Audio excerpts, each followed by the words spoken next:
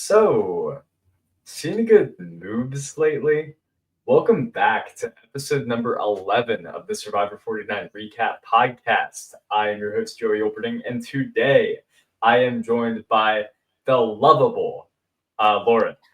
How are you, Lauren? Woo! We love alliteration. I'm good. I'm good. Thanks for having me back this season. Always hmm exciting. I was just thinking, Joey, we need to get you a theme song for this That is podcast. honestly maybe. The thing is, if I want to have a theme song, which is not a bad idea, I may as well declare I don't want it to be from Survivor. I don't like the theme songs they've been giving these contestants or the songs they've been forcing in. I don't want a chicken and waffles song. I don't need starter rap for me. I'll figure it out on myself. Something else. I'll go in the FL studio or whatever and I'll figure it out. Or somebody else Amazing. can. But I don't know. I'm not there yet. That's your Uh one note. my Fair. one note. Yep. Yeah. Um so you're here, and we have a season of television to talk about, Survivor 49. But I got to ask you, Lauren, what are your thoughts on the season so far? How do you feel? It's my thoughts are complicated Yeah. because I'm not as down on it as some people I've talked to hmm have been. Except I think I am, except for me personally, I recognize that it's because I think I know a little too much, Yeah. as many of us do. And I think I envy the folks who have not yet discovered Survivor and will, next pandemic or whatever, or just people who are going to watch this season, binge watch it some other time down the road, not knowing casting for season 50, not knowing anything.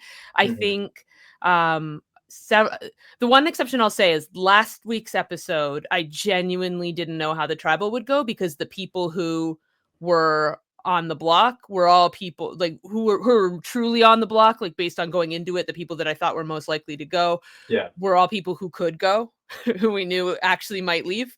Yeah. But pretty much any other episode where edit wise they've sort of gear it up for who's it gonna be at tribal, there's been no suspense for any of us who follow season 50 casting. And so for that reason, I've been kind of down on the season. I know that there's been a lot of discussion about just new era Survivor and these recent seasons, and it's just sort of feeling like kind of same old. But I think this season has a good group of people in it. I think the last couple episodes, certainly from the merge onward, again, I think people watching it in the future will really enjoy it. And there have definitely been moments in episodes and strategy that I've enjoyed. This wasn't a bad episode. It just did not have the suspense that it absolutely should have had. And that was a letdown. Yeah. It's been interesting doing this podcast and really just talking to people because I feel like throughout the entire course of the season, basically everybody's thoughts on the season have been summarized by, well, I know kind of what's going on here. So Yeah. because of that, it's hard to really It appreciate the it's season, as maybe I yeah, should or something like that.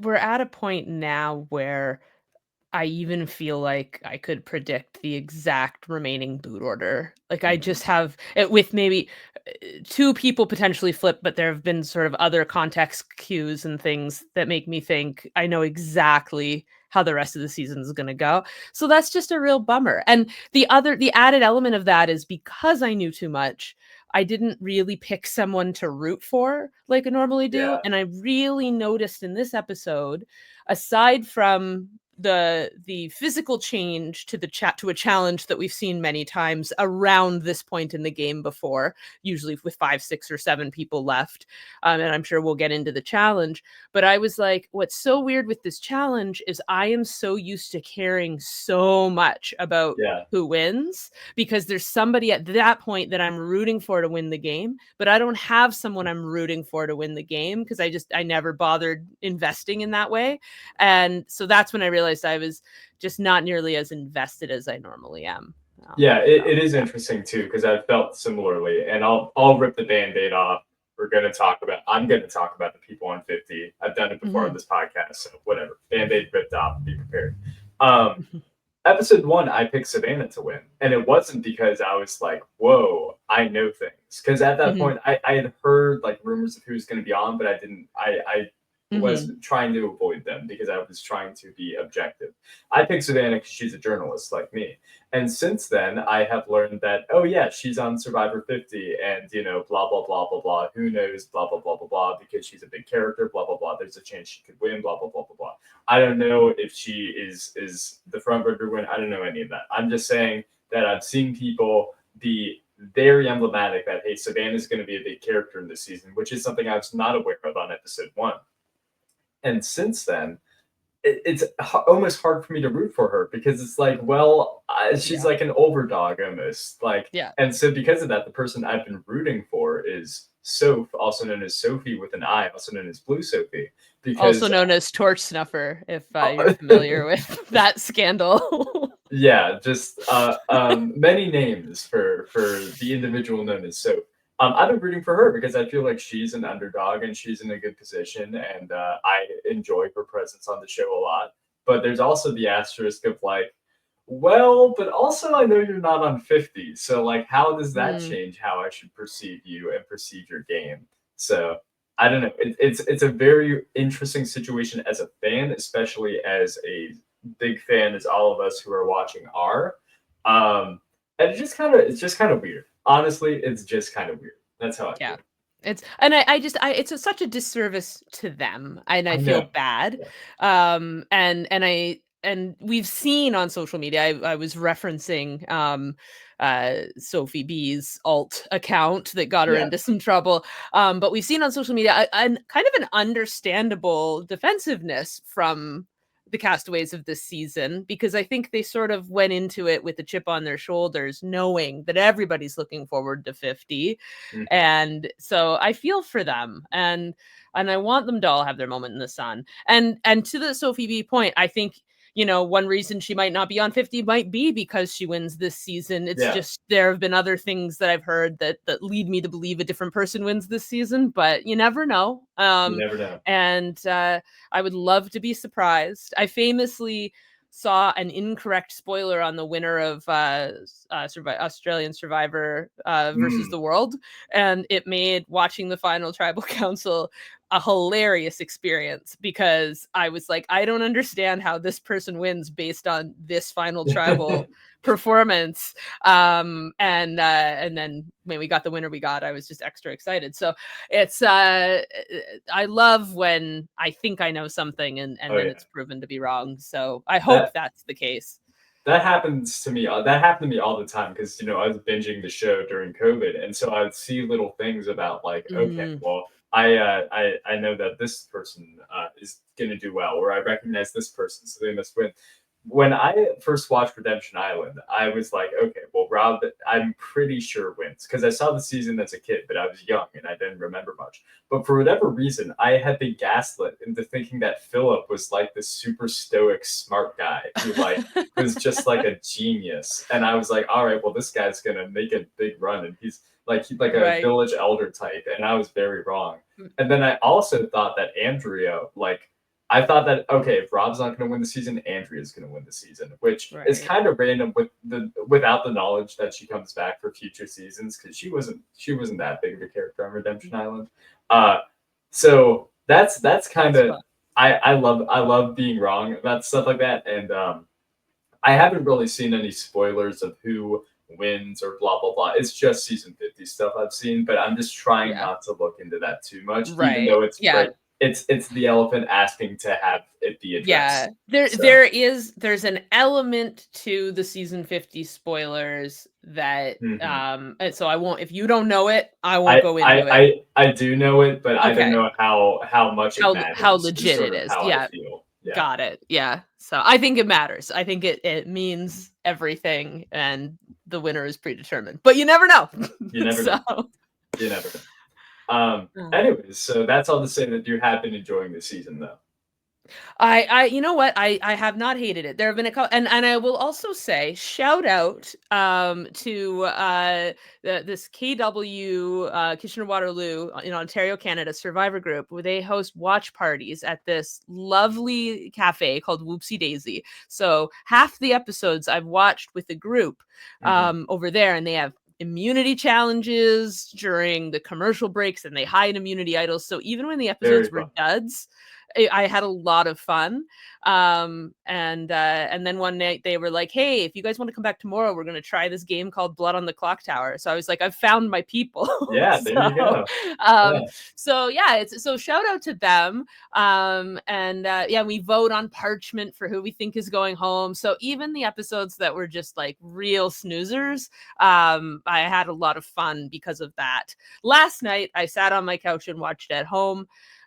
So I haven't missed anything, so I can talk about it today. The things I Yeah. do for you, Joey. Thank you. No, I Yeah. appreciate that. That's a sacrifice, because That's if a I sacrifice. knew that you were doing that, I would not have bothered you about it. I would say No, live no. your fun life. No. No, I just thought, you know what? Because actually, you know what? It is a commentary. It is commentary on the season. I was like, Mm, I'm not interested in watching twice. I'm just going to yeah. watch once, so I don't want to miss anything. And obviously, when you're in a room full of people and it's being broadcast on the wall, and you play games during the commercial breaks that sometimes run over, you miss things sometimes. So I was like, I won't do that. I'll watch it once and take it all in, but once Yeah. is enough. Just thinking about the season in general, last episode was obviously a great one, especially for this Mhm. season. I think most people agree that it's probably the best episode of the season, if not up there. And afterwards, have a week to think about it. And I'm thinking, like, all right, well, this season is on the come up. Maybe, at the end of the day, what matters to have a season be good is how it finishes. And if this season finishes really strong, then all right, it can salvage itself, is almost what I'm saying. Because like Mhm. I have enjoyed the season, but I enjoy all Survivor seasons. I am easy to please when it comes to reality TV. Um, so I've been enjoying it, but I've been enjoying it sort of like a standard new era affair, so to speak. Right. But the last episode gave me hope. I was like, all right, we had an interesting tribal. I do enjoy all the personalities on the season, but I felt like this episode was a step back. It was a step back to what we've sort of seen this season, which is just not really all that interesting, in my personal opinion. Mhm. But yeah. Yeah. I didn't think it was terrible. It was interesting hearing everybody's perspectives. It was interesting seeing Rizzo freak out when Steven said he had an advantage. Very fun. It's just they're the what I've learned through Savannah's TikTok that just showed up on my For You page was the theater between Christina and Savannah at Tribal Council, how that was planned theater. Mhm. And I thought that was very interesting. Watching it, not knowing that, and thinking that Christina just couldn't not say that she at the very least strongly dislikes Savannah was Yeah. incredibly entertaining to me. Um, Learning that it was theater adds a whole other element that not being included in the edit is super interesting. Yeah. So things like that. There were some good character moments, I guess, for people.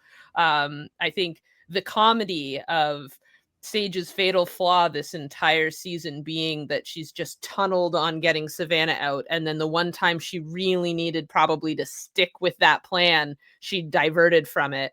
The comedy of that was great. Like Very there were good. some good moments, I think. Yeah, yeah, yeah. Well, since you just mentioned it, I do want to talk about the Christina Savannah thing, because there's something there that I find so interesting. So I was watching the episode and I was like, I can appreciate how, two people on Survivor can just admit that, hey, we don't get Yeah. along. Like, you don't see that very often, and props to them. Like, it explains why they're not working together, etc. And then Savannah posts that, and at first I'm a little skeptical. I'm like, all right, are you just saying that because you're on good terms now, or what? But it makes me wonder, for both Christina and Savannah, how does that conversation happen? Does Mhm. Savannah go up to Christina and be like, hey, I know everybody hates me, so let's play into that? Or does Christina go to Savannah like, hey, you know what would really fool Great. people? Yeah. If people thought I hated you. Right. Um, Well, and I also we Christina's confessionals in this episode lined up to a certain degree with yeah, what she said. So I don't think it was necessarily completely untrue, but I did very much feel like where was this plot up till now? It felt like it came out of nowhere. And yeah, so that's why hearing that it was sort of that it was theater, that's why it suddenly got ramped up did make a lot of sense, because I was like, they really dropped the ball on this. But no, it was very interesting. I wish we could have seen those. There are a few conversations that I feel like we missed. The conversation that Savannah and Sage had, the first conversation they had after the most recent tribal, the wild that we didn't get anything of that. Because I'm very, because I what I also find so interesting is seeing how different people handle those Yeah. conversations. And I think something that really differentiated the Sophies was, and sure, I think Sage and Sophie S were closer, and therefore Sage felt more betrayed by her for sure, because she was expecting one thing from her and not from the other Sophie. But just reading people, I always find it so interesting when somebody goes into an apology right after a blindside, when what they're wanting out of it is to be absolved of all guilt, and the other person does not even want to talk. And then they get upset that the other person isn't immediately forgiving them. And we see it time and time again. And I feel like just in general, in games, in life, whatever, I've been Yeah. both of those people, so I get it, but it's so interesting. And I thought even the next day when Sophie B, who is now the Sophie, because she, according to Sophie S, because she lasted longer, when Sophie B approached Sage and even said, "Do you have the energy to talk right now?" I thought that is a gamer, that is a social gamer. And Sophie S did the exact opposite. Yeah, that And was so crazy. I would have loved to have known how Savannah handled that. And so it's a shame we missed out on it. No, that really was like a really striking part of the episode to me was that difference in how the two Sophies operated here. Because you're right about Sophie S, also known as Sophie with an E, also known as Yellow Sophie, also known The as the Lesser Sophie by the this other point. Sophie, yeah. Yeah. Um, Self-designated last night, which is kudos to her. is that she, first of all, this is not the first time she's done this season of just apologizing in the most non-apology way Right. possible. Like it's truly impressive. Where she goes up and is like, "Hey, sorry for that, but like, I mean, it was kind of the right move though, right? Like it was kind of like, you're not like that because like it was best for my game, like right? Like I'm sorry, but like Yeah. it's just Yeah. insane, you know. Yeah. Well, Um, and I haven't read or watched any of her exit press yet. mhm. But I did see a headline or something where she regrets not voting out Sage instead of Jawan, and I'm assuming it's because she didn't consider how that betrayal would really sour the relationship and affect the game. Yeah, And so it's like if you're gonna betray somebody you're tight with, best to betray them by getting them right out of the game. And I do think if she was going to flip the way she did, that probably would have made more sense. yeah. I think the lesser Sophie's fatal flaw in the game was kind of. I mean, there were a few things. First of all, she didn't seem to be well liked by her tribe, all things considered. Like, I think that she the way that other people like interacted with her around her was like Christina is close with Steven, and Mhm. other people are close. Jason was close with Matt or whatever else, and it felt like Sophie was never on the inner circle of her own tribe, which I think makes her flipping not necessarily the worst move in the world. No, not at all. Dot dot dot comma, but it also meant that like she just wasn't forming new relationships when she should have been. And it Yeah. felt like all of her moves were strictly from a game perspective, which brings me to my second point of she was making moves like people did in the early new era, where it's like I have Mm. to make the biggest move because that's how I win the game. But as I will say to the day it is no longer true, that's not how you win Survivor anymore. You don't win No. Survivor by making huge moves. Um, or if you do make a big move, it is at the very end of the game. Um, so I think that those were fatal flaws, but also maybe just talking to people. Like she just wasn't a good communicator. It's seeming like Yeah. more than, shall we say, a game bot. And I think another example of her maybe just not having the social awareness or the awareness of how something might come off. And this, in fairness to her, is just how this was portrayed in the edit. Yeah. But it very much, from what we saw, appeared to be her decision that she would get to retain the name Sophie and that the other Sophie would be Soph. Right. Yeah. And as someone who through most of my childhood was one of multiple Laurens in a classroom, there was something about that that really irked me. Like Yeah. I was like, she, and to the fact that she jokingly, and I thought it was great, but in her confessional after she was voted out, joked, "Oh my god, am I the other Sophie?"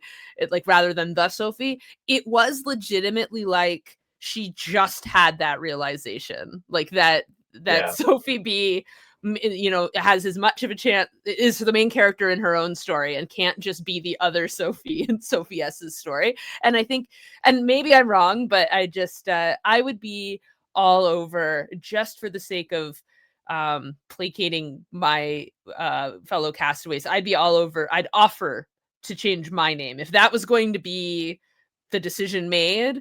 I wouldn't decide that we would modify the other person's name. I would offer it myself. Yeah. And so I just thought that just maybe one little thing that maybe was nothing, but maybe a sign that she just wasn't really fully aware of how she was coming off, and for the same reason maybe wasn't really fully aware, just like she seemed blindsided that she wasn't part of an inner circle like of her original tribe, how Yeah. she was so surprised that they all were shocked she was still there. Hmm. Yeah, maybe, ways to grow, I suppose, because I do think I something I wrote down in my notes in the middle of this episode is I love that no one named Sophie has ever been bad at Survivor, because I don't think she's Yeah. bad at Survivor. Yeah. No, I I don't think either. she's a strong player, so I love that name represents strong Survivor players. That's the butt I was gonna add to the whole like Sophie S, or also known as Yellow Sophie, Sophie with Mm. an evil lesser Sophie, played, an improper game. Is at the end of the day, they did not take her out because they thought that like, oh man, she's not good for anybody's game. Which I mean is part of the reason, but it was mostly that they thought that she was a threat to win at the end, which Mhm. felt to me, Absolutely. based on what we were seeing in the show, it felt surprising, just maybe because of how invisible she was Yeah. for, I don't know, like 2/3 of the season. Um, Yeah. but I mean, I think, it speaks to something. And Savannah has that same sort of story going for her, which is like people to some extent seem hesitant to go all in with this person, or some people may just actively like not really care for them. But at the end of the day, they are strong and they keep winning challenges, and people keep saying to the cameras they are threats to win. So I Yeah. think that's interesting. Like, I couldn't tell you why we aren't seeing more of the why of why Savannah or why Sophie is a threat to win. But it's true; those are the people that we are being told are the people Yeah. who are the strongest competitors, even more so than like Rizzo or Soph, also known as the Greater Sophie. Right. At this point, who, from my mind's eye, feels like to me should be more of the front runners, even if that's not what we are being directly told on television. So I don't. Yeah, no, I agree. I think the reason we didn't see more of her was because this is when she went out. Yeah, Had yeah, she made it to the final 3, I think we would the season would have been so much different. I will say that she endeared herself to me when she emerged from her very purple edit to just poo-poo the fruit reward, yeah. and, like, be like, "This reward sucks." I loved that. It was not what Jeff was expecting, and that's why I loved it. Hmm. Um, yeah, I have to wonder, like, in a different sort of editing style, if we would not get more Sophie and maybe even more Savannah content of like, these are the people who aren't afraid to kind of like side eye the game philosophy and just kind of the general happenings of what's going on in Fiji. Maybe that's the reason why Sophie got a lesser of an edit. The whole time the show was going on, I was expecting either one of two things for Sophie. I was expecting her to either go home immediately at the merge, which she almost did, or I was expecting her to get kind of Genevieve edit, where it's like, Mhm. you didn't see me the whole game, but there I was, and I'm Here I am. rising like a phoenix, only to get bonked on the head at the end. And Yeah. that didn't really happen to her either. So It she it it became started. It it started. started to. She had her moment, but, Yeah, got bonked on the head a little sooner. Yeah. yeah, yeah. Yeah. So that's kind of what I was expecting. So I don't know. I thought when she flipped, she was going to kind of just like be brought along by, say, Rizzo and Savannah and Soph until maybe like Final Five or Final Four and then get sent home. But I think this is much more of like a Candace heroes versus villains sort of thing, where it's like, yeah, you immediately flip on your original tribe and you go home next because you serve no I think, purpose to yeah. anybody still in the game. So I yeah. think had Steven not won immunity there, it would have been a different story as well Mhm. for her. I think he very likely would have been the boot. Yeah. And that's the other thing as well, is just looking at how things are going to play out now. Um, now that I feel like the knowledge is power is going to get used on Steven and not Rizzo, and so that's suddenly less exciting of a move from Sophie B as well. Yeah, it'll be interesting to see what happens, but I just feel like the writing feels to be Yeah. on the wall for some of these things. Well, let me ask you this. What do you think Sophie, with an eye, also known as the Greater Sophie, should do with the knowledge is power? Honestly feel like, so it's tricky, right? Because if she steals Rizzo's idol, which I'm Mhm. thinking she might be considering at some Yeah. point, um, she needs to do it. It makes sense she's waiting because she needs to do it when she can then either immediately play it on herself or can play it on herself at the very next tribal or something. So we're basically there going into next week if she's going to do that. Well, and actually, I think she has to steal something at 6, right? Was that the number? Yeah, I think Yeah. it's 6 and then it Yeah. expires. And so if she were to do that, then yeah, you make it into Final Four fire making, basically. You steal it at 6, assuming everybody still votes Rizzo, and you don't play it. And if you've publicly stolen it, I think it'd be pretty risky for people to switch their vote for you. So I don't think you need to play it same day if you've not told anybody about it. Yeah. Vote Rizzo out at 6, play yours at 5, and you are at least making fire. I think that honestly is the play.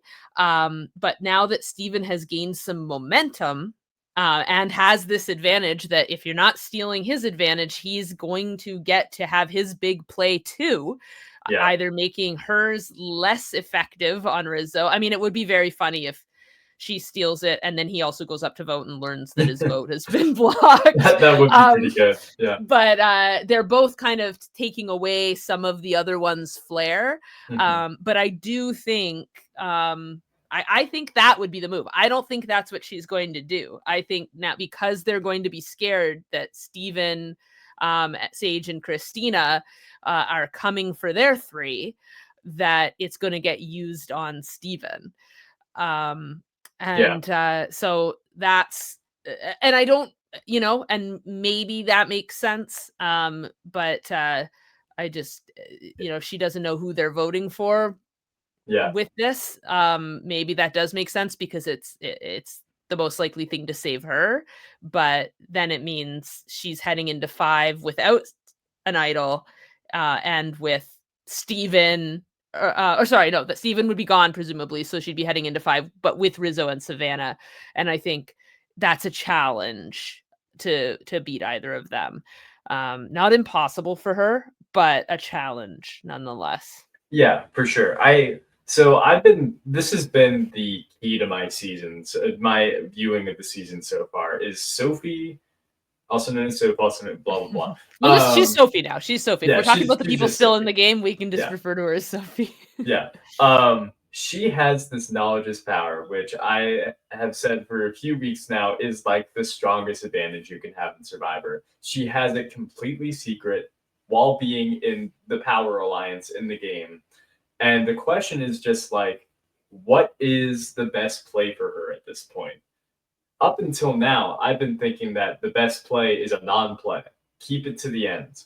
Allow yourself to be taken to the end by Rizzo or Savannah or whoever else. Let them go at each other at the end of the day. Let you be brought along, and then you can pull out your knowledge as power at the end and say, I've had this for the entirety of the merge, basically.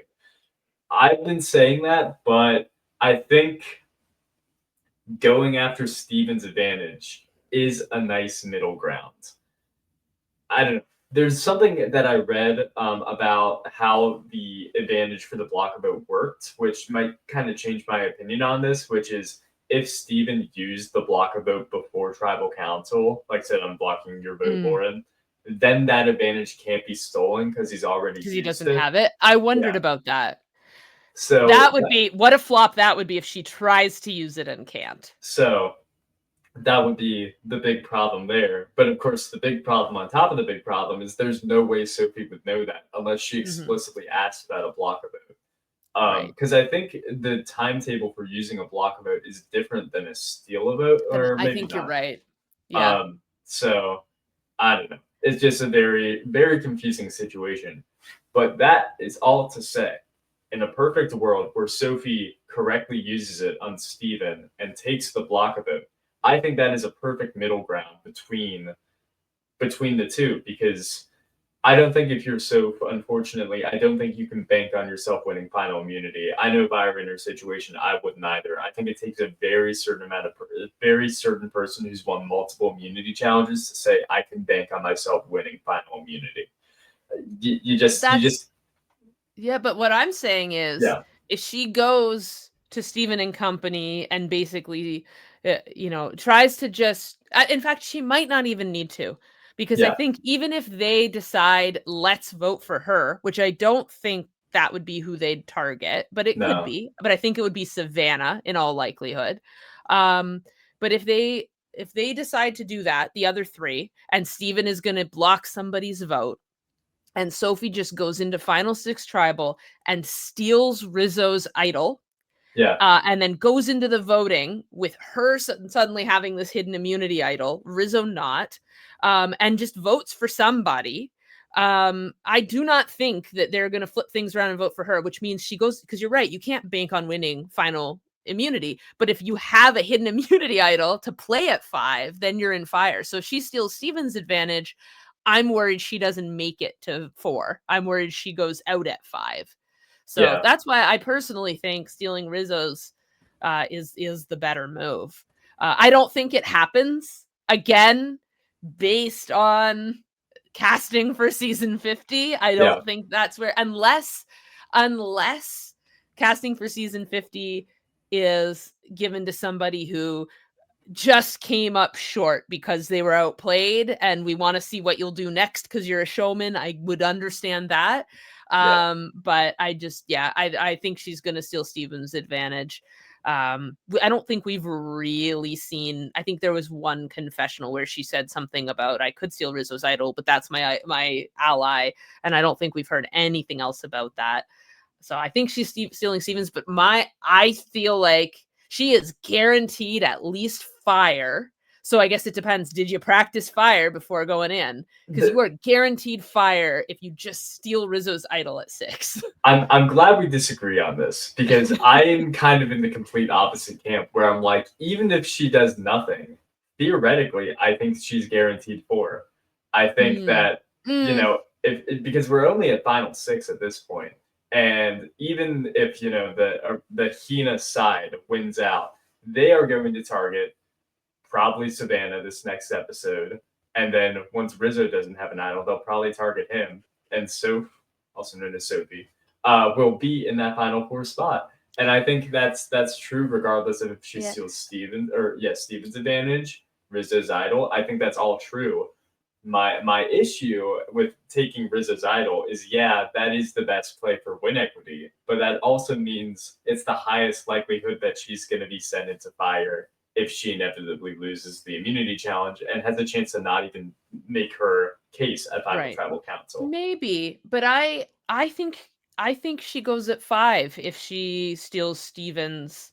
Like Yeah, I think I think because all it takes is somebody else winning immunity, and Rizzo and Savannah aren't going to um, break from each other, and whichever of the other two are still in the game aren't going to break from each other. So if one of whoever's left of Sage, Christina, and Steven wins immunity at 5, I yeah, think Sophie's in really big trouble. And so yeah.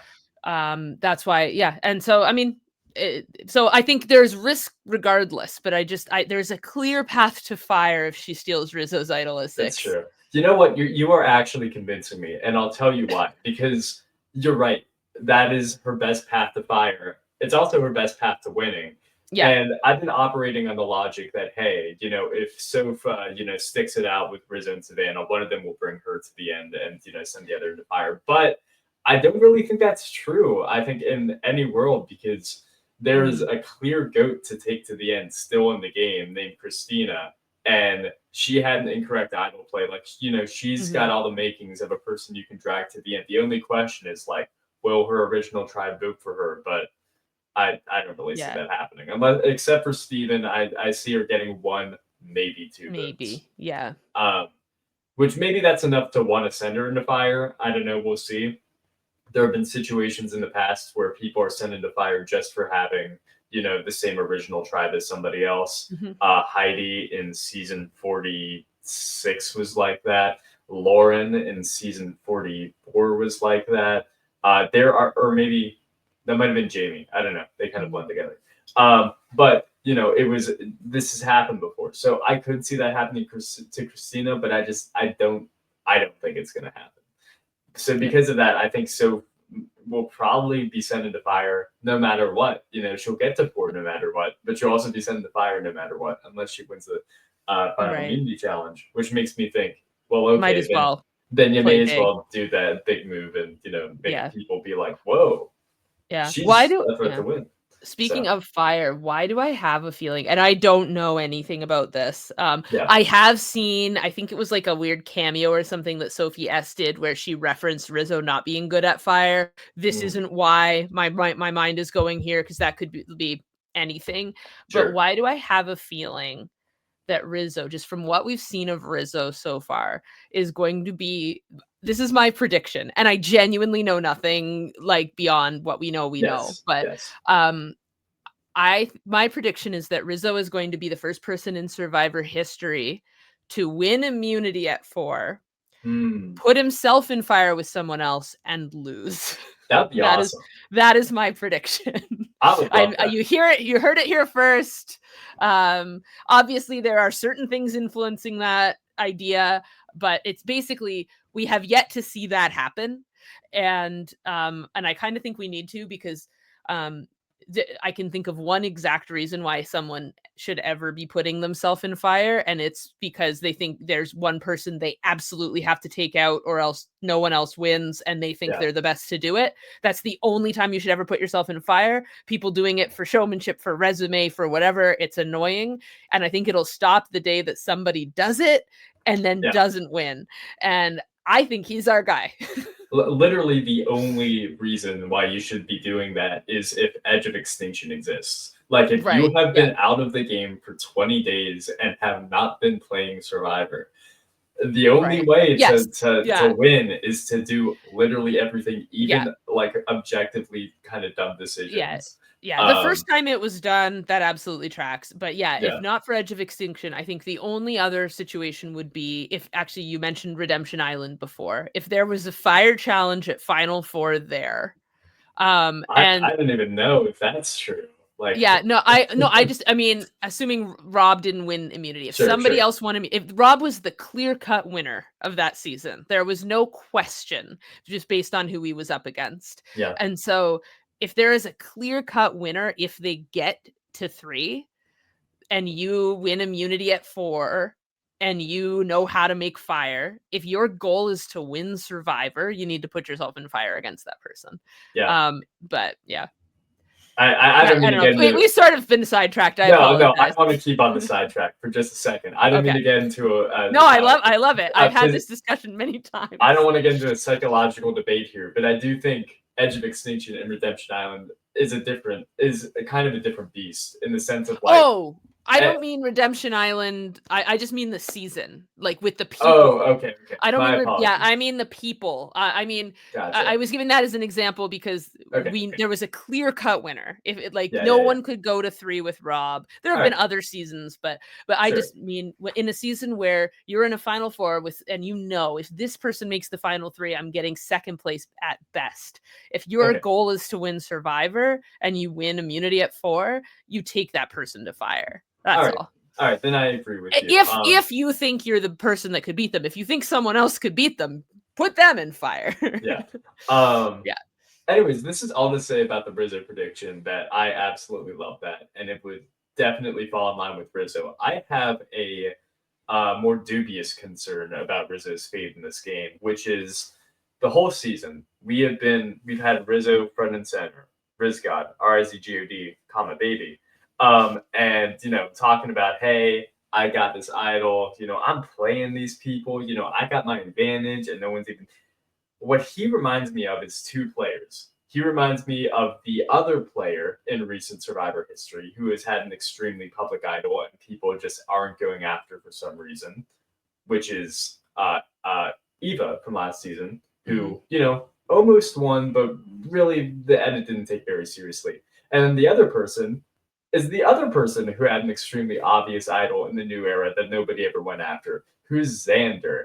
And I feel like what we're getting with Rizzo may be a combination of the 2, which concerns me. Because I do think that like there is a question that people keep asking it, but we still haven't really gotten an answer of like, yeah, Rizzo has this super public idol. Why isn't anybody really that concerned about it? Why isn't anybody really concerned that much about his constant showmanship? The question I have to ask is, are people taking him as seriously as they are Savannah? And which leads me to think inevitably, probably not, because we don't have Sage and whoever else saying we need to get her out. At first, I thought that was because people just didn't like Savannah, and it may be a bit of column A and column B put together, but I think the bigger thing is people just see Savannah as a bigger threat, bar none.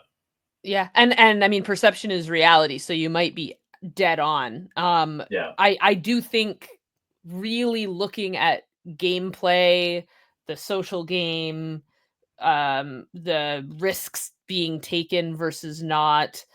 I personally think Rizzo has shown himself to be a better Survivor player than Savannah. I agree. But that's us watching it, and I don't know if the jury has necessarily seen that. For every time that Savannah's the name and doesn't go home, Rizzo has been a key reason why she hasn't gone home. And it's a question of, well, why are they saying her name and not, at least flush the idol? And there was some talk of that, but I think I think he's done more than I think they realize. And so, it's interesting for sure.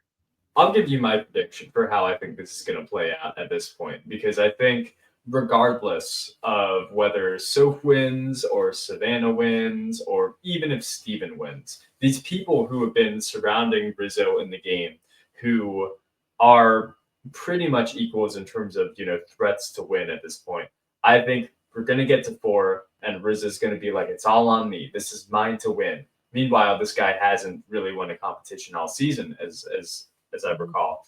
I think he's going to lose to whoever, and Rizzo might be put in fire. He might win in fire. I believe he will win in fire, and he'll get to the end. But inevitably, I think he will lose because he did not go after the person who had way higher win equity than him, whether it be Savannah or Steven. At this point, I do think Rizzo, I think he should have win equity. I think he has a little win equity, but I think if you're looking at the final 6, which I will pull up right now, ignoring Sophie with an E, who is, dead and never to be seen again. Christina's on the bottom, and then it's probably Sage. And then afterwards, it's like, I wouldn't say Steven, because Steven is kind of, he's fought to survive, and he has survived this far. I wouldn't say Savannah because people keep going after her. So it's either between Rizzo or Soph. But I feel like Soph has integrated herself better, and she's more of an underdog than Rizzo, which can be good for the jury as well. So maybe Rizzo just isn't really the priority for these people because he isn't the biggest threat in their eyes. I don't know. It's very possible. I will tell you my prediction. Tell me. Either Sage or Steven goes out at 6. If Steven wins immunity, it's Sage that's out at 6. This is my prediction. But Sophie will steal Steven's advantage. And that's why either Sage or Steven goes out at 6. But then I have Sophie going out at 5. Steven versus Rizzo at fire, possibly with Rizzo putting himself in fire against Steven. But I have Steven winning it, and I have Steven, Savannah, Christina final 3. Or if Steven goes out at 6, I think a really cushy final 3 for Rizzo or Savannah would be along with Sage and Christina. And so again, I guess that involves Rizzo going out at 5. I just have decided Rizzo goes out at fire, and then I basically worked backwards from there. See, I have decided that Rizzo is in 3 and is loses. In 3. That Got so it. if I had to make a prediction for what I think the final 3 is going to look like, I would say Rizzo's there. I would say, well, I'll tell you who's not there. I'm going to say Sage is not there. I think that it's just a matter of time with Sage. That's how I feel. I don't think Steven's there because I think if Steven gets to the end, he wins. Interesting. Just looking at the jury makeup, maybe so, and just the fact that he's kind of the threat on the non-Savannah threat on the island right now. So I don't think he's there, and I do think Riz is there. So that just leaves 3. So 2 out of Christina, Savannah, and Soph would have to be there. So. I think. I think part of it. Oops, sorry. Go ahead. No, please. Part of my prediction is also knowing that Soph is not in season 50 and not believing she wins this season. That part of my order has to do with, okay, what happens so that her knowledge is power has the least oomph to it. And I think it would be that she uses it on Steven, but can't get him out because he won immunity, and it's Sage who goes. That's why that's kind of where my thinking is there. But I could be wrong. We'll see. It'll be interesting to see how it finishes. I think the first half of the finale is going to be way more interesting to me than the second half. Yeah, but I could be wrong. No, I think you're right. I think so. Like, even without any knowledge of Survivor 50 or anything like that, she is giving me Fallen Angel. Those are the vibes that she's giving me. So because of that, I am going to say final 3: Rizzo, Christina, Savannah, and probably Savannah would win immunity in that situation, and then it would probably be. Is it going to be a 2? What do you mean? Oh, yeah, final 2. Well, you just said something about immunity at 3. Oh, I meant immunity at 4. My bad. Oh, got it. Sorry, that was just my brain. But no, I would imagine in that situation Savannah would win immunity, and I think she would take Rizzo to the end with her as a solidarity of loyalty. So it would be Christina versus Soap at the end in fire making. But it's all just a guess. And then I guess Christina would win that, but I don't know. Who's to say? Who's to say? But it'll be good to find out. It'll be fun to find out. Hopefully it's a very exciting final couple episodes. Well, let's go back to the episode because there was some interesting stuff here beyond just the greater scale of it all. I wanted to get your thoughts on the journey that happened this episode because, we're at the point in the game, final 7. It's like, damn, a journey? Are we really? We got to pad the runs? Really? But it's interesting because Steven, biggest target on the beach, just kind of gets allowed to go, which I thought was interesting by itself. What are your thoughts on that? Yeah, I think a lot of it was people when they saw the word strenuous, or I forget what the word was. They kept saying the word strenuous. So I think that genuinely spooked people to a certain extent. And I think it is they didn't want to, and so then they're trying to find excuses as to why it's okay to let Steven go, saying, it'll tire him out before the challenge or whatever. But also thinking about their own challenge performance and not wanting to tire themselves out. That I believe more than strategically sending Steven so he'll be tired out for the challenge. I think it's a mistake for sure, but to just let him go. But Mhm. I understand why people, if they were just dead exhausted, and also if they didn't feel like they were up to it, they didn't want to lose their vote. So I think that is really tricky. I understand. I'm sure every single person who said they didn't want to go was really hoping somebody else would offer to go other than Steven. Yeah. But that's not the way it turned out, and good for Steven. Yeah, seriously good for Steven. I was thinking while the episode was airing, I was thinking this is a win-win for Steven. Even if he loses his vote, You he can spook will them. he will well, he could spook them for one, but even if he didn't want to, even if he was just fully honest and said, "Hey guys, I lost my vote," you know, that may seem like, oh man, that makes him a way easier target. To me, that says, oh man, that means he's not going to have an influence on a vote, so I can make a bigger move right now. Right. Steven will be there next time to get rid of when he has the threat of a vote. But right now, he's just like, I can overlook him. He's a non-factor right now. He may as well not even factor into the vote. So what's something I can really do to shake the game up here? I feel like that happens more often than not when someone loses their vote. It's not very often in Survivor history that somebody without a vote actually goes home when they don't have a vote. Right. So I think it was a win-win for Steven, whether he realized it or not, to Yeah. even just be able to go on the journey. Yeah. Well, and this wasn't after the immunity challenge. He knew That's he true. still had that and he won it. Yeah, So yeah, no, I agree. He had to throw his hat in the ring. It was a little wild that nobody else did, but I can understand them not wanting to. And he did a great job with it. That yeah. challenge, that was a lot.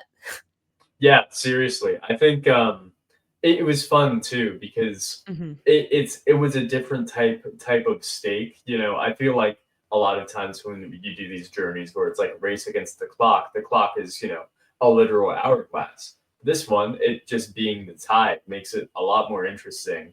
Hmm. It also makes me wonder, like when Steven gets dropped off by the boat, are they like kind of circling the island a few times to make sure that the watch is synced The up to like Yeah, no, yeah, seriously, that crossed my mind too. I was like, I made a note of it. I was like, how many times did they trial this challenge to figure out how much yeah, time an average person would need to do this? Because it just seems like there are so many factors that you'd hate for him to not get a true crack at it, you know? yeah. But it looked like he actually got things done in ample time, that he really booted it. And it was funny when he was repeating the numbers over and over, because I was thinking about that too. I was like, this isn't something where if you get it wrong, you go back and check. Like, you That's true. cannot mix up those numbers. You cannot get them wrong.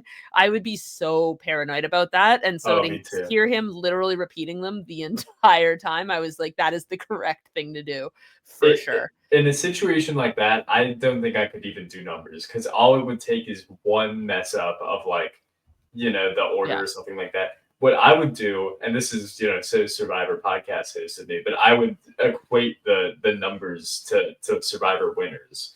Um, Ah, to nice. put a person in my mind's eye. So the first one was 18, so it would have done Tocantins winner, 43 winner, and then I think after that was like 25. 25, and so there you go. And all of a sudden, Yeah. first of all, that's Yeah. thematic and fun, but also it means I have to remember the three less things. So Yeah.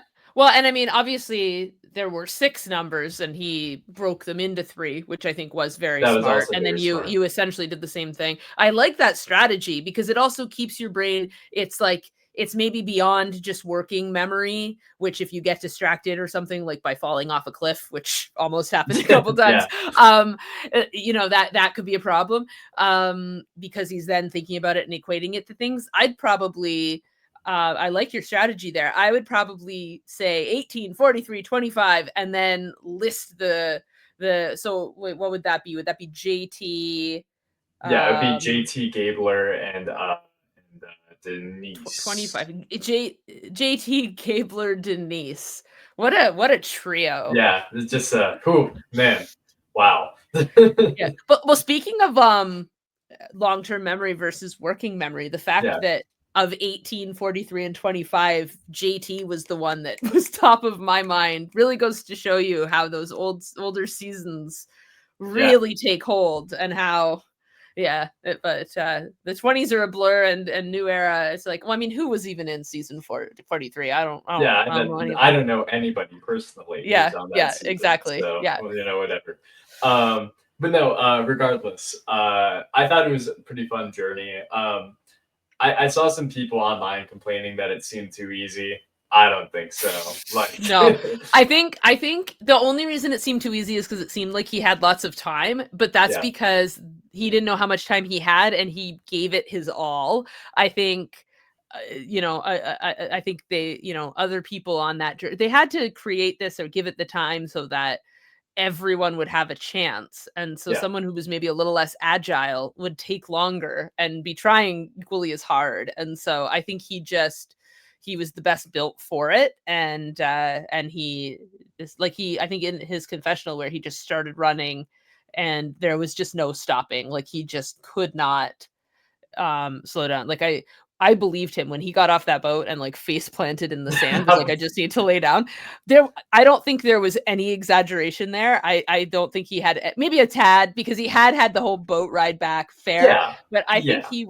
I think the tank was empty. And I honestly admire the hell out of that because he needed to empty the tank because that's the thing. When you could be the vote if you don't get whatever you can get here,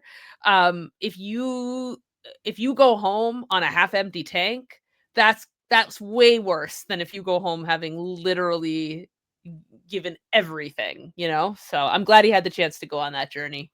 Yeah, yeah, As you said, he had nothing to lose. yeah. I thought the faceplant was pretty performative, honestly. Oh no. I I thought that you got the whole boat ride back. I mean, I know it's probably not that long, but like, you don't have to literally faceplant into the sand. no. You didn't have to do I that. I'm with Steven on this one. He needed to. He couldn't take another step. I believe Okay, it. yeah, whatever. Um, Steven's had a few interesting past few episodes in terms of playing to the camera-ness. A few episodes, it was him talking about rocket or space facts or whatever Mhm. during the challenge. This episode, what was it, where he raised his hand? Oh, to explain the Yeah, challenge. to play Right. Jeff. Yeah, to Yeah. play My Jeff. favorite moment of that was not him. My favorite moment of that was Jeff asking Sophie to do it and her saying no. Yeah. Well, That shouts was out great. shouts out to Soap, also known as Sophie with an I, also known as the Yeah, Greater Sophie. the greatest I mean, movie, that's yeah. why she's my favorite on the I season right and now. and you know what, honestly, like and this is a very Sophie on Survivor thing. Yeah. The fact that both of the Sophies did not give Jeff what he wanted at all at different points, like introing a challenge, you know what I mean? Like the fact that and there must be pressure to deliver when Oh, Probst yeah. asks you a leading question or asks you to do something. So to just look him dead in the eye and be like, "No, I'm not doing that," or "No, I'm not impressed by this reward," like I it might prevent you from getting asked back because but I think it's so funny. And Okay. I will say Sophie G. Clark had a moment in her tribal. I remember one time in a tribal where Jeff was like, Sophie, is that surprising? And she was just like, no. Like so it's a Sophie on Survivor thing is to just not let Jeff control the narrative. I feel like this in recent seasons that has been sort of an extreme on both ends that we've seen of people both like shutting Jeff down or the cameras giving us the opportunity to see people just like totally shut down Jeff's dumb stupid bits, and then on the other hand we've seen once again the chicken and waffles of it all, or people Yeah. playing into the bits way too hard, Yeah. and I And definitely. Steven did that here, but then followed it up with a win. So So he backed up yeah, his exactly. silliness, I guess. Yeah. And I thought the immunity challenge was pretty interesting too. A new take on an old classic, some might say. I feel like we have the stack the blocks challenge like every season now. Hmm. I don't know if that's actually true, but it feels that It way. But feels like it. I liked the novelty of having a giant Yeah. Spool. spool, Yeah. um, and just it constantly spinning. I don't know if it really added that much to the challenge, but it looked pretty cool. It So yeah, I think it made it easier for them. interestingly. Yeah. And I think the key reason why was because the spool was attached to their waist, so they could Mm, two-hand it when they were stacking the good blocks. point. And they could do it from like their center of gravity. They weren't worrying about what they were holding with one hand. And the rope was sturdier. It was like the metallic thing. So I Yeah. think obviously the spinning complicates things, but overall it appeared to be easier for them, which initially, when it was showing, when we were seeing what the challenge was going to be, I was like, if I recall, this challenge often takes them forever. Hmm. Why are we making it harder and making these things spin? I was like, what are we doing? Yeah, But I think this was easier. So that was like for sure. Steven never dropped. He just went and won. There's another asterisk on it, which is like the other iterations of this challenge. Like the table is like wobbly, right? You have Mm, to keep a certain amount of like pressure and force on it to yeah. keep it upright in general. This one, as I recall, I'm pretty sure it was just like a table, or it Yeah. was a little like disc that was Right. spinning. But Got it. And so maybe, yeah, and so that's sort of what I was thinking. And it's wobbly and they're controlling it. Yeah. yeah, So this seemed much easier. So that was interesting. I like that they're yeah. trying new things. That's what I was gonna say. It's like at least like I don't need every challenge to be the same level as of difficulty as the last one. Like that's not something I need. I don't even necessarily need experimentation in challenges, but my thing is like if you're gonna use it every season, it's either gotta be like really good or you gotta switch it up a little. Like I could watch the hang on a pole challenge. Like that one's great. Yeah. Just keep it the way it is. Simple challenges like that or hold the bucket above your head. Like that simplicity is like that's good. I don't really need a gimmick there. For something like put the thing on the thing and go back and do it. We've seen it so many times that it's nice to have at least like Bit of a a difference. little cherry on top or something like that to it. I But agree. you know, I agree. And I know I mentioned this at the top of our episode here, but what I thought was so interesting was I was like, something feels off with this challenge. And I realized what it was that the challenge has been done frequently enough with few enough people remaining yeah, that I have an emotional connection to somebody, whoever I'm rooting for, typically. Like, and I really care, and it really matters who gets that immunity. And for all sorts of reasons already discussed, I didn't feel that this time, but I thought it was kind of cool that I realized that feeling I've got very much connected with this challenge. And I think it has to do with, I think this challenge is almost always at 5, 6, or 7. Like mhm, and so you're getting into the nitty gritty, you're getting into the end game. And so it's usually a very exciting time. And I yeah. think, again, for somebody watching this, not knowing anything, having a favorite that they're rooting for, I bet it would feel exactly the same. I was sad I didn't have that this time. It does make me wonder just sort of about because we're getting to the end about like the season as a whole, right? Because we are Survivor super fans. We analyze the game, we hear things about the game, but like the sometimes it's hard to say what the average Survivor fan really appreciates about it. Like I think about last season. Um, I don't really know if the casual fan loved the season, but it was definitely like they loved the moments, right? They loved the Joe Neva moment, they loved the connection, they love that sort of thing.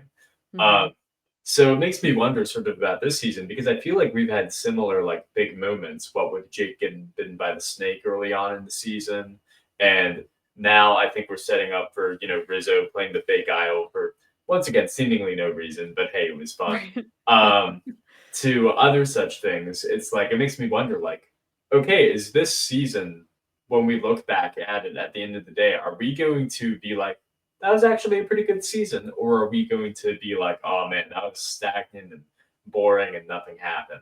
Like, it makes me wonder, you know? Yeah. Yeah. No, I agree. I think it's just so hard to have a really clear picture on what I actually think about this season. It is, Separate yeah. from in a vacuum. I really don't know. But I definitely think more than half the episodes would have been a lot more interesting if I knew nothing going into it. And so yeah, with the casual viewers who wouldn't know, um, from a strategy standpoint, I think they'd enjoy it more. But from a story standpoint, I don't know if we have the same thing that they tend to really like with the Joe and Yeah. Eva and everything. So hard to say. I will say, and I know this hasn't really been brought up again. Sure. I will say that Savannah's story, when she was talking about being kind of left out and like Oh, the sure. experience she had with coworkers and everything, Yeah, that yeah, was yeah. very different than the usual sort of story we get from someone. That was super interesting. And in part because part of me was like, I mean, what happened that led them to ice her out, you Yeah. know? Like and because it's like people don't usually just do that, and I'm not saying she did anything to deserve it, but it's like, is this a pattern in terms of how she comes off to people? But just the way that really shook her, but then the way that as soon as she won immunity and got to go to the other beach, she was back on top of the world and back with the smile. And that was why I really wanted to see her conversation with Sage, because I was like, can Savannah help herself, but not to rub this in Sage's face? Yeah. And I wanted to see that. But I don't think she did. And one thing that we've heard from exit press from people was that Savannah, like with Jawan, Savannah has said some things, but her frustrations with people were never visible on the island. She saved it for confessional. And I do think that is the mark of a good Survivor player for sure, Mhm. to be Yeah. able to do that. But yeah, I mean, if she's the one that's getting the interesting story moment, that's not going to hit with the casuals in the same way that I agree. the Joe and Eva is, because my sense is that people don't really like her. The watch party I go to, who I think a lot of the people there actually don't know anything about season 50 or anything, they are so actively rooting against her. They made an Instagram post just showing I think I told you, people say who they think is going to be voted out, or who they Yeah. everybody was writing her name, and in brackets for like, please let it be her. Somebody was like, give it to googly-eyed evil girl is what they called her, and then they tagged her in the post, and then she showed up in the comments. And Jeez. so it was all for fun, but I was just like, she's not going anytime soon, you guys. Like, I think Yeah. you need to play nice. I made a point in the comments to let her know she was my winner pick, because I don't want to get on anybody's bad side. No, So. no. That kind of wraps up what I was thinking about the comparison to 48. Is like, this is gonna sound so stupid, but I'm just gonna go with it. Is season 48 is a season brought together by love. It's a season about the connection and love between Joe and Eva and Kyle and Camilla, and maybe there are a few like arguments here and there, but at the end of the day, the season is wrapped up with a nice bow of smiles. Yay. I think this perception for this season has been quite the opposite. The reason why there is intrigue is not because of the love between all of our castaways. It is, I want Savannah to, Yeah. stop playing the game. I want her to get voted out. And, I maybe to a lesser extent, I want Rizzo to stop talking about how he's RIZGOD, comma baby.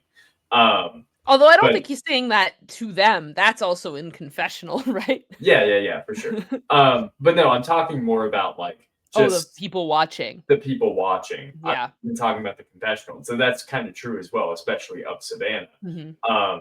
But I think it's much more like the reception that I've seen, whether it be from people I bring on this podcast or just the greater world at large, is much more like the season is driven by Savannah, but not in like a Savannah sort of way, but in a Savannah sort of way. No, so. I agree, and I don't know. It's so interesting to try to figure out how the editors want us to feel, because I don't quite understand it with her. I think the comparisons to Parvati for her are so funny, because Parvati was likable. Yeah. Like, that was Parvati's strength, was that she could connect with people.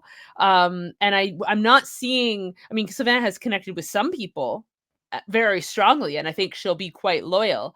But aside from them both being like attractive and good at challenges and like strategic, the social game is not at all the same, like at all.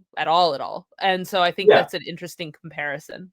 I just I don't mean to overgeneralize how people perceive women in the Survivor Mm. community, but that's what I'm gonna do. Is if you are an attractive woman and you have bite in your confessionals, oh, you're You're a instantly parvati. parvati. Yeah, Yeah. you're No, instant. and Yeah. that's and no, you're not overgeneralizing. They're overgeneralizing. Well, You yeah, are calling it out. So yeah. yeah. But I just think that comparison is so funny to me. And unfair to Savannah because she's doing her own So thing. unfair. Yeah. And I'm like I'm excited to see where this goes, what story they're telling with her.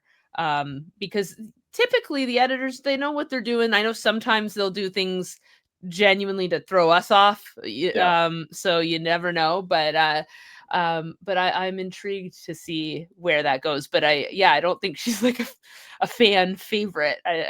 So it's interesting.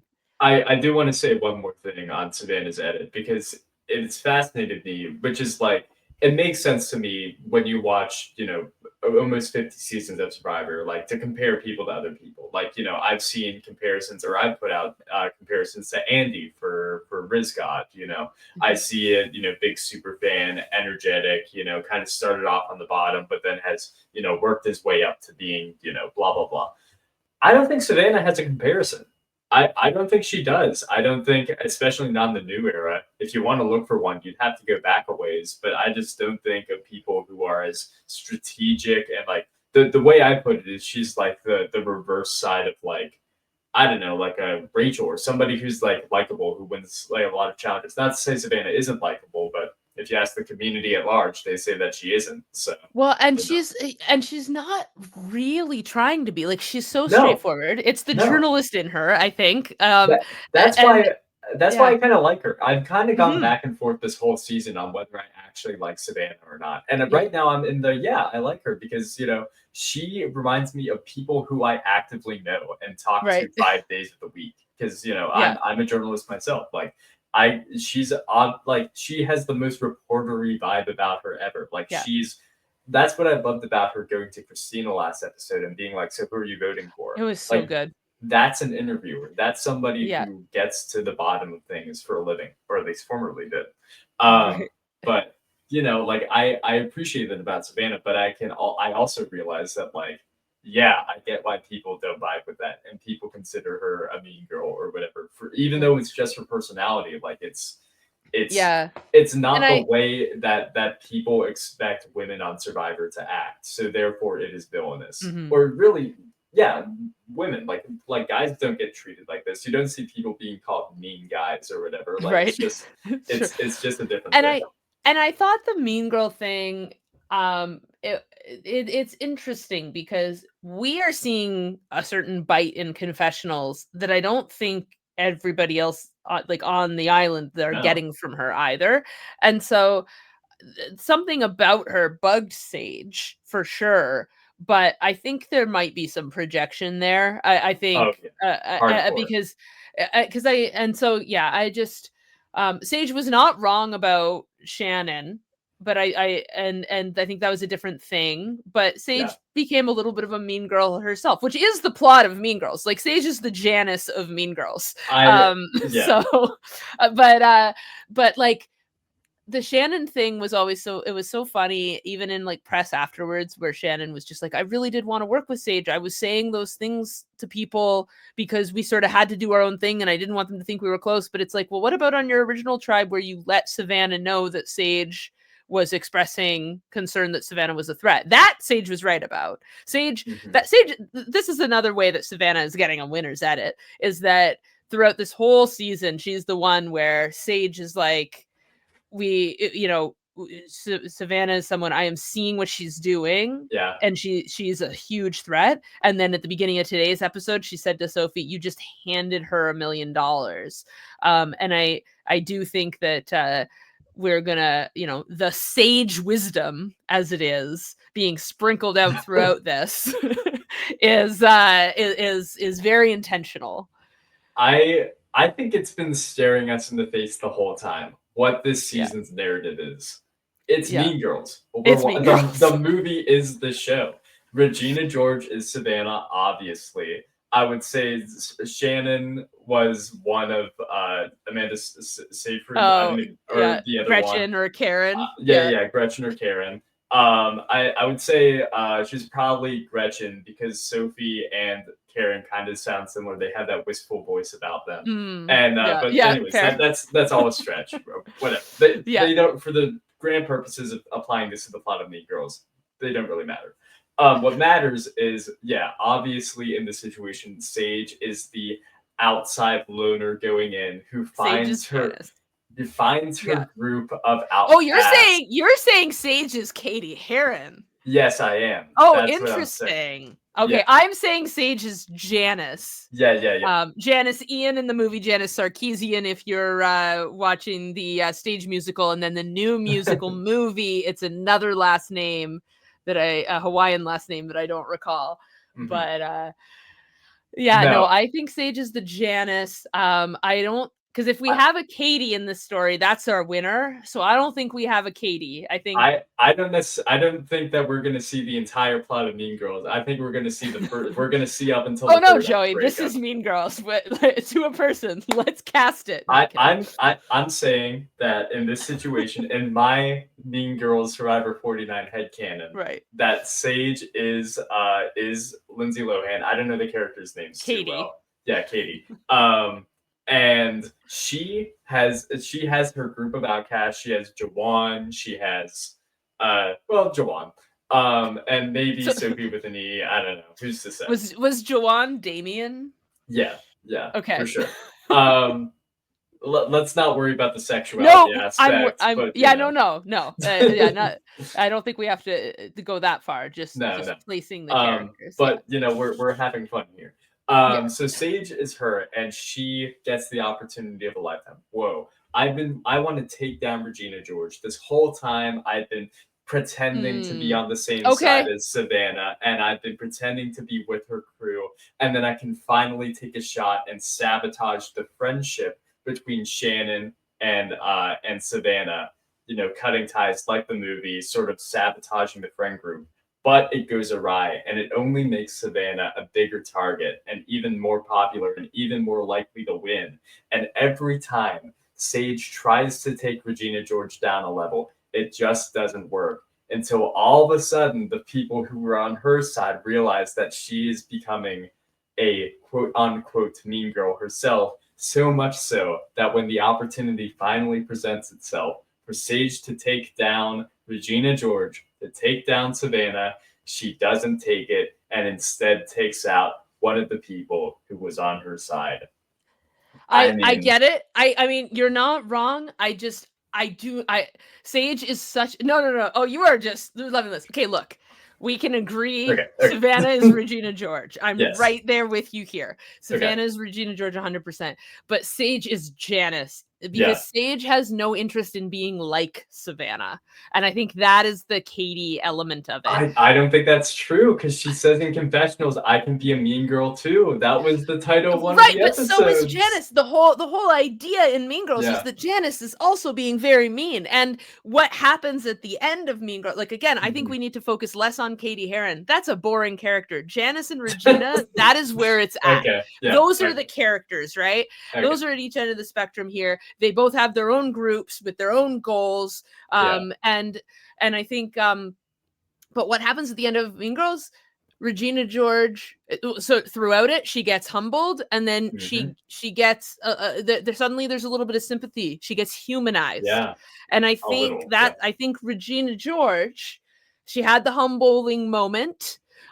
We definitely need to see her more humanized. I think something's gonna happen. It's all gonna come to fruition in the final tribal council. At least this is what the editors want. Sure. I don't know if the viewing public will be going along with it and eating it up in the way that they're intending. But I think this is Regina George's story that we are watching. But Sage is definitely the Janice in this, right? I love the narrative. For this episode, I get it. I think it's so funny that Sage is just like, I've already lost the war, so now I'm just setting everything on fire. And honestly, that is also what happens with Janet and Mean Girls. Suddenly, Janet Janice is like, she turns on Katie because Katie has betrayed her, and so Sophie was kind of the No. Katie. You got it. Sophie was absolutely Sophie Katie. was the Katie. Sophie was absolutely the Katie. We got there. We got there. Because Sophie, there. Because she flipped, and because Yes. she said she was working with them, but then she flipped. Oh, why did it take us so long? Chills, Joey. Chills. We've unlocked the narrative this season. We've unlocked why this is a good season of Survivor. Yeah, oh my God! I have to spread the word. I don't care how this season ends. We've discovered the narrative of this season. Oh my God! Yeah, we have done it. I think it is very funny that Sophie S is Katie because she was not the star of this season, and so that's why it took us a minute. But she absolutely was Katie Heron, 100%. Oh my God! Wow. Yeah. That's we got great. there. It really was staring us in the face. They kept saying Mean Girls the entire season. They will probably continue to. But it's uncharted territory now that they've taken out Katie Heron. So we will see what happens. We have now entered fan fiction territory, so we'll see how we go. Yeah. It's true. But I will say there is a lot of fan fiction where Janice and Regina hook up. So who knows what this finale is? I mean, stranger things have happened, I guess. But anyways, I didn't really remember how we got on this topic of conversation. No, but it's good that we did. I'm really glad we did. Yeah, I guess in the Savannah being Regina George narrative, like, she does kind of seem to, at this point, I do think she's the biggest threat to win for sure. Like, in terms of just like, she has the challenge ability, she has the likability. She's good at appealing to people. That's something that she's good at, which once again brings up, like, it would have been nice to see Sage and Savannah interact. But I do think it speaks to, hey, there's a reason why Savannah is like the shield for everybody right now, which isn't something you see a lot with women.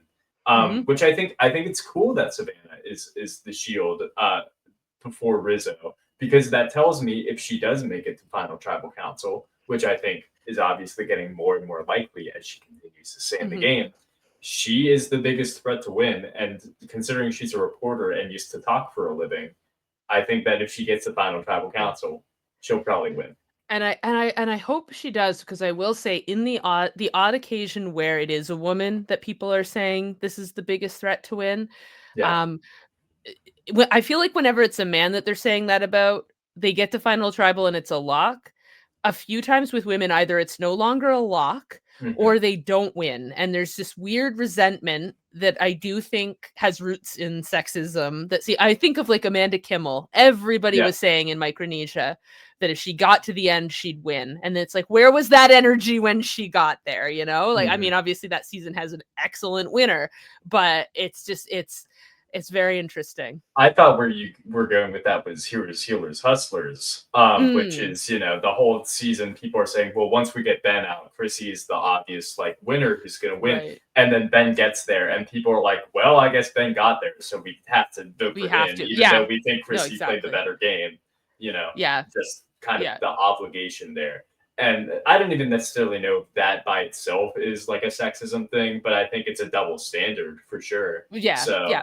I don't know. And I'm sure there are other examples of that throughout Survivor that are just. I mean, Rachel got her win, but it was close and rightfully close. Rightfully close. Yeah. I think that that was a fantastic performance by Sam. So kind of rightfully close, but there's something about like. Just what a bummer if everybody's telling you and saying if you get to the end you win, and then those same people don't give it to you. It does make you wonder, was there some bitterness there? Like, No, I'm sure there were more. I mean, go back to season 1.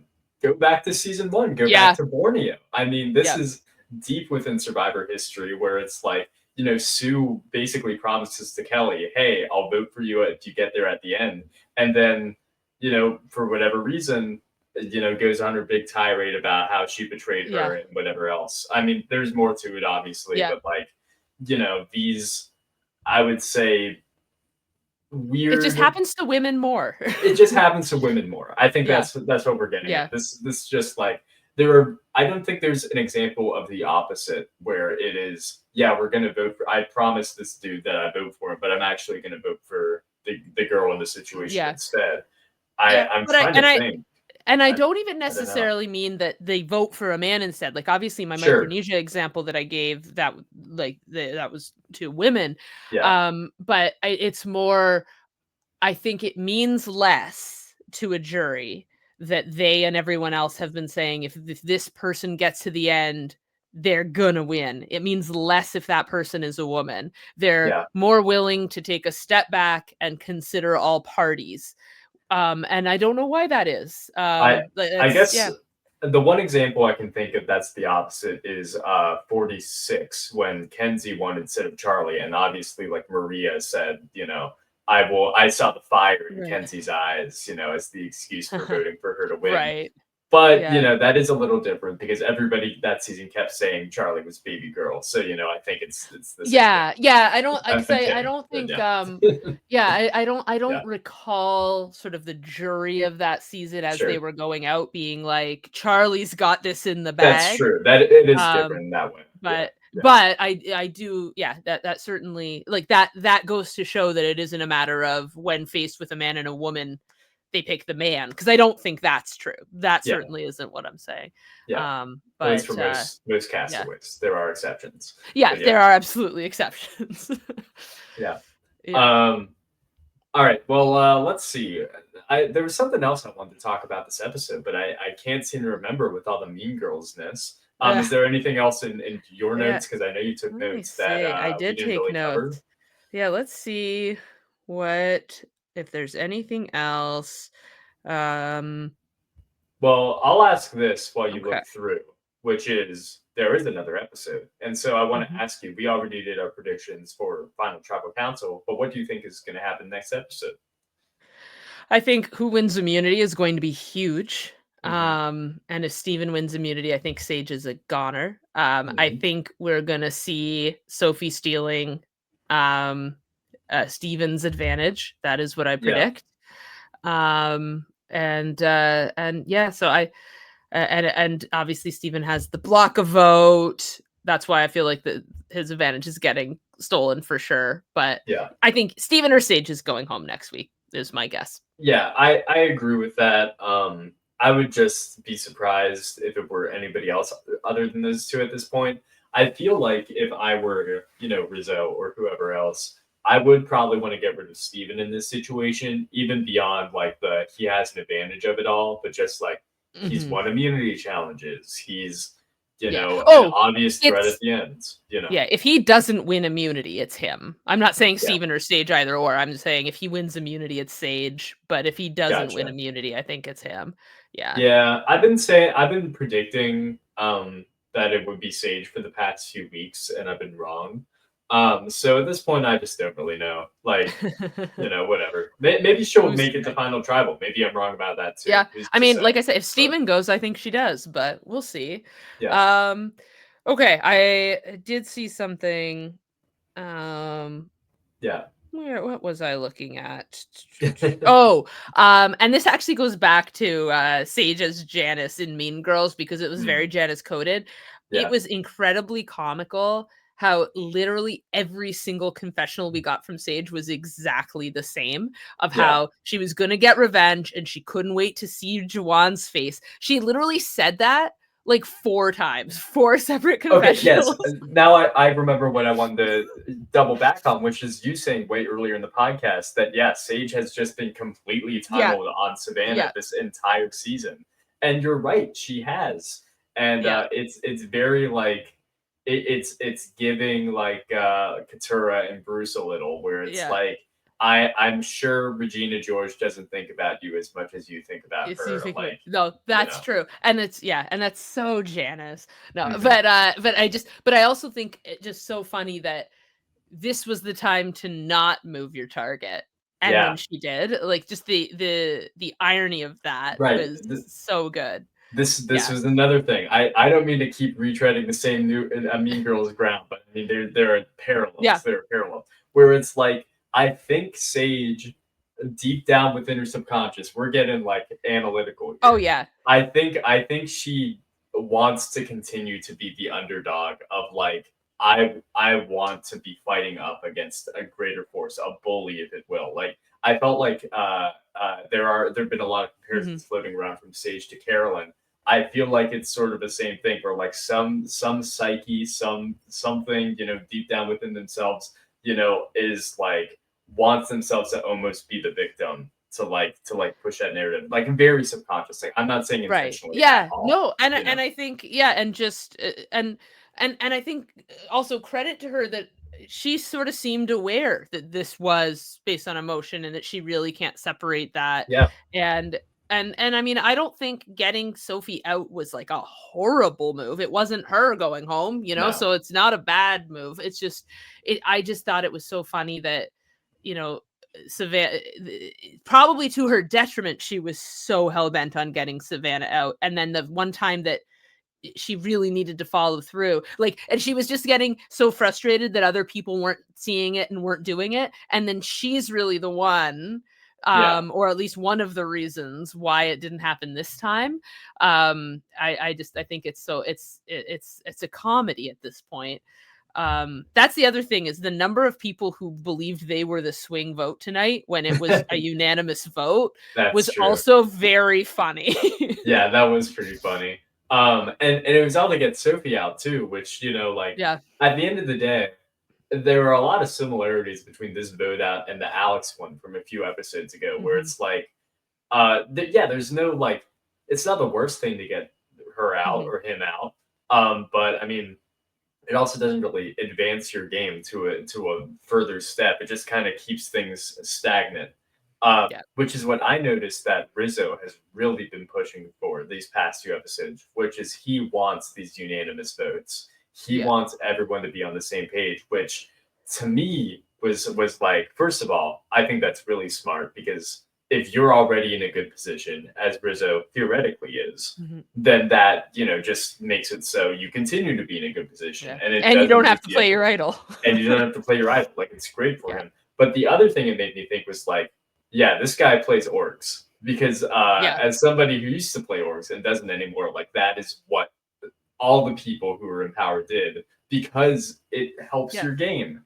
It moves Yeah. you along, and it's such an easy thing compared to actually playing the game to an extent, to be like, hey, this is good for your game, Lord. It helps move you along, and it gets you one step closer. When in reality, if you are in a bad position, then that just makes you, next on the chopping block Yeah. after. And I can say to, the other people in the game, well, I mean, it would just be better for our game to get Laura now, Yeah. and the cycle repeats. Right. So, No, yeah, and I think there's a sort of a few things. He was very clear, and he just kept saying it to Sophie too.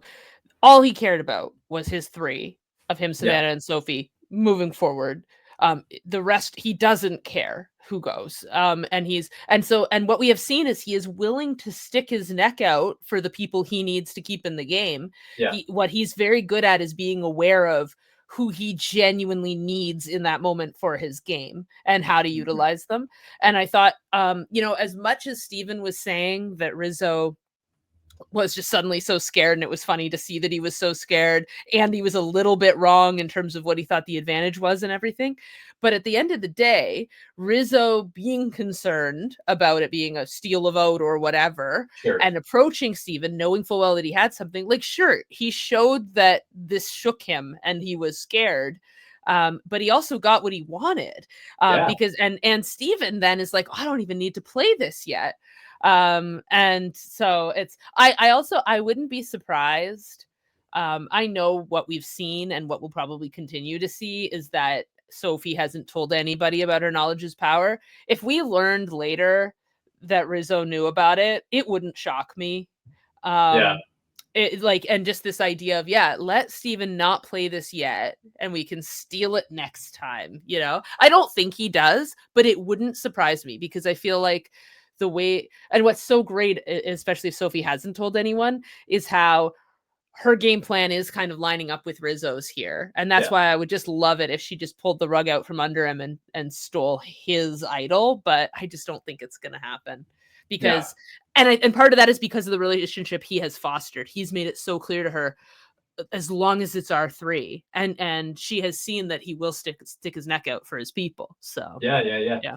It's also interesting in the sense of like, yeah, we don't know if Sophie has told anybody about the knowledge is power, and that's the big question mark because it's like even with these extended episodes, I feel like we're definitely not seeing everything for narrative Agreed. purposes, which is like fine. It's a television show. It would be cool if I could just see like the entire thing like Big Brother, but like that's not going to happen. So whatever. I think it'd be Um, very boring most of the time. well, yeah. Like maybe Big Brother sometimes, Right. but you know. Regardless, in the event that Sophie hasn't told anybody about her knowledge is power, like that's so powerful. And I don't mean to retread the same ground I already did, but that is part of the reason why I'm like, well, if you Yeah. can keep holding on to that like lack of knowledge the whole time, like she hasn't had any reason to play it yet. There hasn't been a vote that's happened where it's Yeah. been like, man, if she used that knowledge as power, like that would have really helped her game out. Like she, for all intents and purposes, in my opinion, is playing about as well as she could with the advantage as she Yeah. could right now. I agree. The difference would be if people start coming after her, which feels like that's hard to envision. Like it's hard to envision people on either side all of a sudden going, we have to get out Soph, unless she uses the knowledge as power like next episode.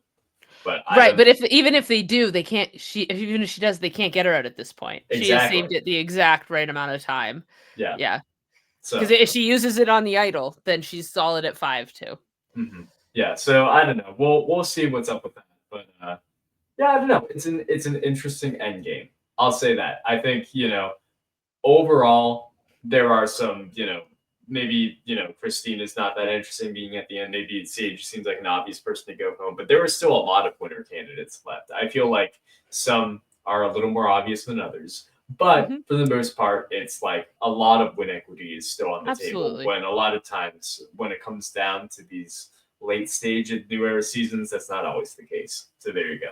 Yeah. No, I agree. I think I don't think Christina has a shot at winning, but I think Rizzo, Savannah, and Steven all and Soph, sorry, Rizzo, Yeah. Savannah, Steven, and Sophie all absolutely have a shot at winning. And I think Sage, if the last few days out there she pulled some things off, I think she could have a fun underdog story of sorts. I think it would be very tough, Yeah. but I think she might have a path potentially. She would definitely at least have Jawan's vote, who was very Yeah, excited to see Sophie yeah. go home. That So was just the way she was talking. I was choking up yeah, at that yeah, tribal. That was very yeah, real. So yeah. yeah.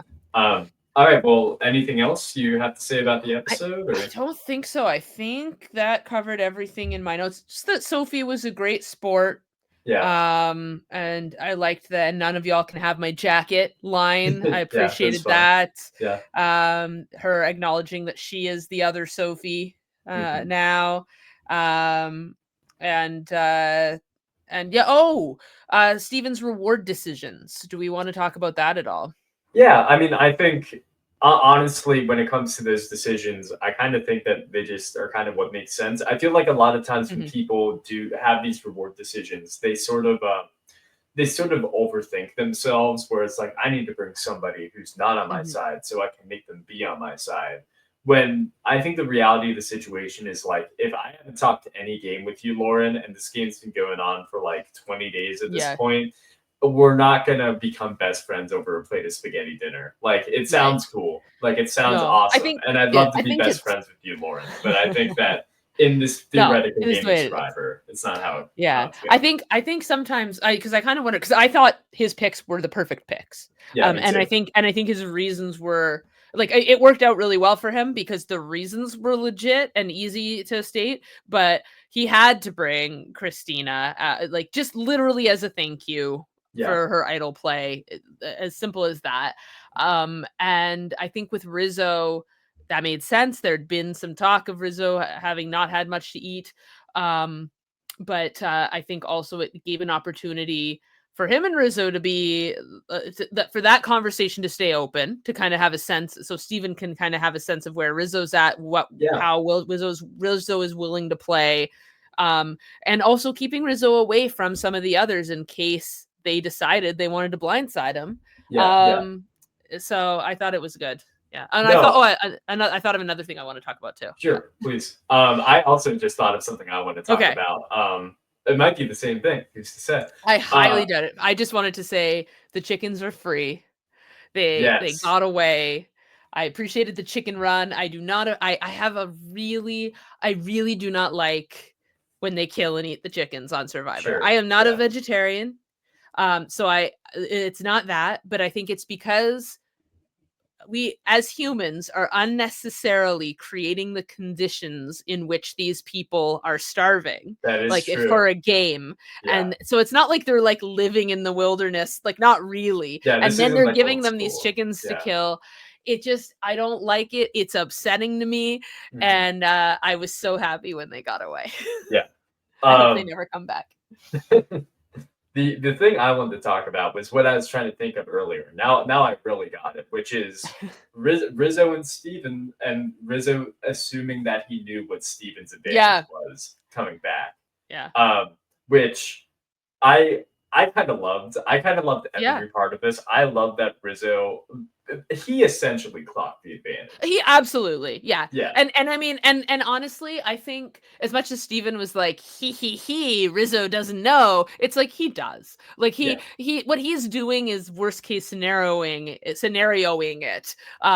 So it's like when we play Clock Tower or something, you don't need to build every possible world. Build the worst case scenario of the general world you're trying to build, because you know what I mean, and that's all Rizzo was doing. And the way he did it, like again, he maybe made himself look a little less Riz-Gaudy, like he looked a little more mortal in that moment. But Steven, that allowed Steven to believe him, that he's scared, he's trying to cut a deal here, this deal will allow me to hold on to my advantage. And then Rizzo knew that meant he could hold on to his advantage. So the one part where Rizzo getting it a little bit wrong could have come to bite him would be if he was thinking, Steven's not stealing my vote, I'm in the clear, but then he went up to vote and it was secretly blocked. And he hadn't played his idol. But because obviously if he's thinking they have to publicly steal my vote and then I know I play my idol, that's very different than a block. But yeah.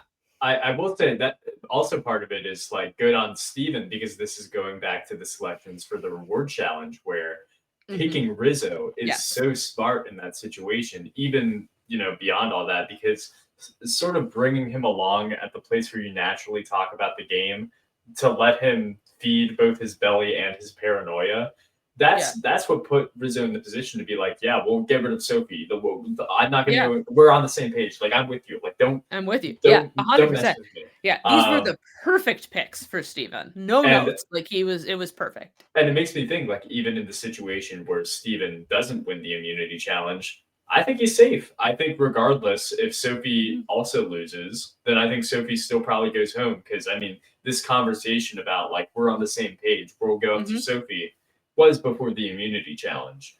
And I don't think if Steven lost, Rizzo would have been like, yeah, but we have to blindside him, though. I think, for better or for worse, I think Rizzo is like, he wants those consensus votes and he doesn't want to overcomplicate things. Maybe that'll bite him in the final tribal council or beforehand, who's to say? But I don't know. Those are my thoughts. Do you have any more? I don't think I have anything else. I was mostly just wanting to make sure that I gave my shout out to the chickens. I hope they're alive and well. And with that, thank you so much for listening to this. Thank you, Lauren, for joining me. I appreciate it so much. And we will catch you for the penultimate episode of this podcast next week. So until then, take care. Bye-bye. Have a good one.